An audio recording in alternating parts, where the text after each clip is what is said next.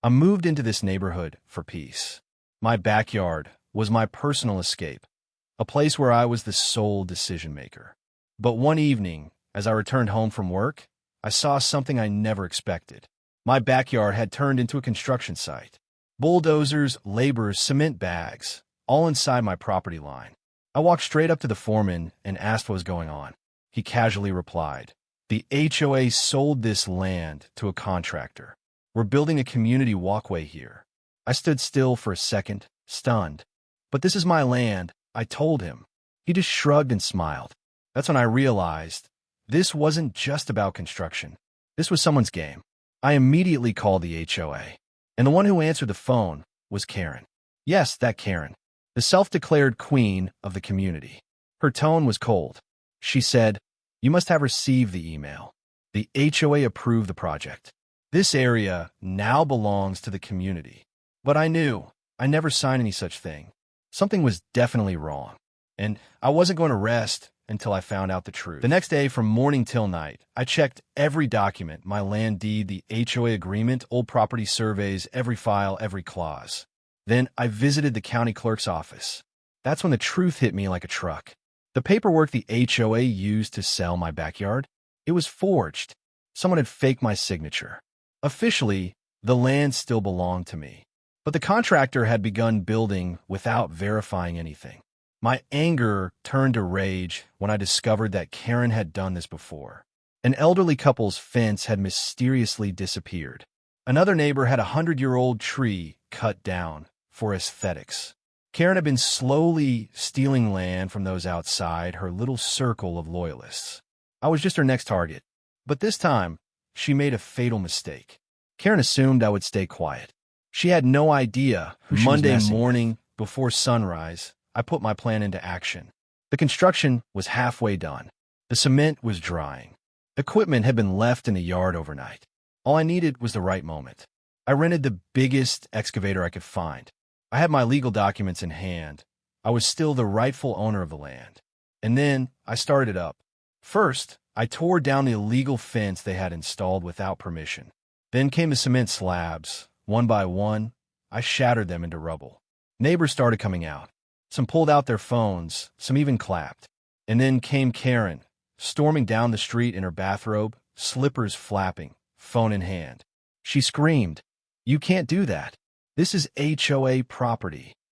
I calmly handed her a copy of my land deed. Her face turned pale as the camera zoomed in, and I just kept digging.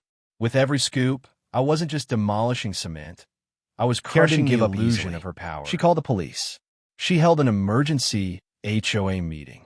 She even tried to bring in the local news. But everywhere she went, the same thing was exposed. Forged signatures, unauthorized land transfers, and a pattern of abuse. The contractor disappeared the next day. Karen had paid him directly under the table, without any legal authority. The HOA board collapsed. 3 members resigned.